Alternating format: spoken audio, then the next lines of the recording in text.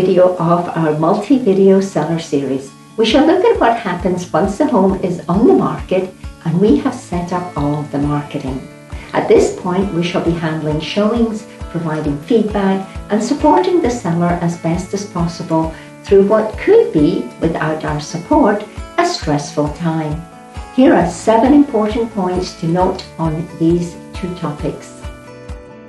Number 1. Showing a vacant home. On a vacant home, other agents will coordinate showing the home to their buyer with us, but in the main are able to choose a time to suit their buyer's schedule, so long as it does not coincide with a time already selected for viewing by another agent and their buyer. We try to ensure that all agents and their buyers have an uninterrupted time frame during which they can view and take in the home's characteristics. The same will apply to vacation homes during their periods of vacancy. Unfortunately, when vacationing guests are present, showings are not normally permitted. Number 2. Showing a seller-occupied home. When we list a home for sale that is still being lived in by the seller, we coordinate the viewings with the seller, making sure that they are at times which are convenient to the seller. We recognize that the home is still the seller's place of refuge and somewhere where the seller still needs to be able to enjoy some much needed rest and relaxation. If there are multiple showing requests, we try to arrange them whenever possible to happen consecutively to avoid the seller having disturbances scattered throughout the whole day.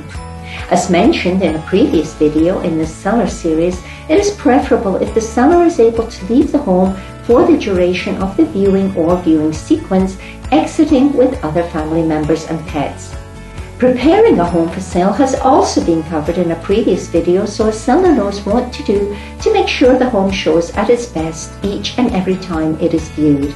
Remember that having curtains and blinds open and lights on will give the home a brighter feel. Number 3. Access to the home. Access to the home will be afforded to the showing agents by use of a secure lockbox which will safely house the keys to the home. This high-tech electronic lockbox is only accessible by licensed agents via a special phone app and password-protected Bluetooth technology. Not only does this lockbox track the agents who enter and leave the property, it also ensures that all buyers are accompanied by a licensed real estate agent. At the time of listing the home for sale, we shall need a copy of any front door keys. In cases where there are no actual keys to the home and only an electronic door pad, then the electronic code will be supplied to the showing agent. Number 4. Security.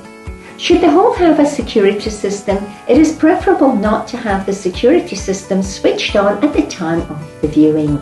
Agents may not disarm the system correctly and hence have the alarm sounding loudly for the duration of the viewing, which will not make for a pleasurable experience for a prospective buyer.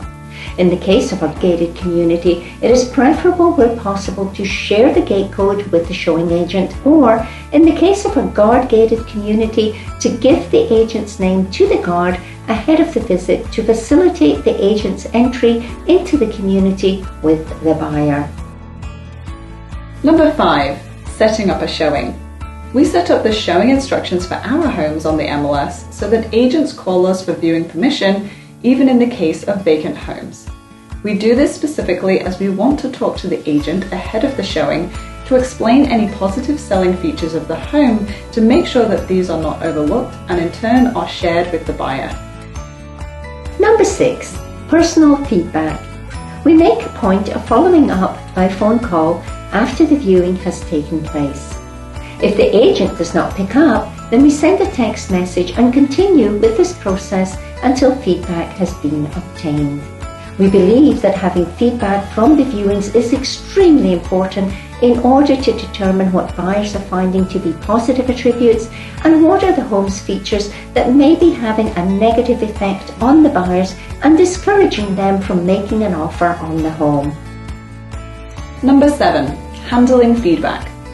Positive feedback is of course very comforting and reassuring for a seller. But what if a lot of the feedback we receive is negative in nature? What then? There is some negative feedback that the seller cannot do anything about, such as airplane noise, distance from stores and other amenities, traffic buildup en route to the home, location within the community, outlook, year of build, its floor plan, or square footage. However, if we receive comments that the home is cluttered, has animal or other odours, or is in need of refurbishment in some areas, then these are things that we can discuss with the homeowner and remedy these issues so that future viewings will be more pleasurable for buyers. If a homeowner does not want to deal with refurbishment prior to the sale of the home, and we hear that this is a constant issue with buyers, then we can suggest that we advertise that the seller is prepared to give the buyer a certain monetary credit at closing to take care of issues such as carpet, paint, and other replacements and enhancements. Thanks for watching, and make sure to check out the rest of the videos in this seller series.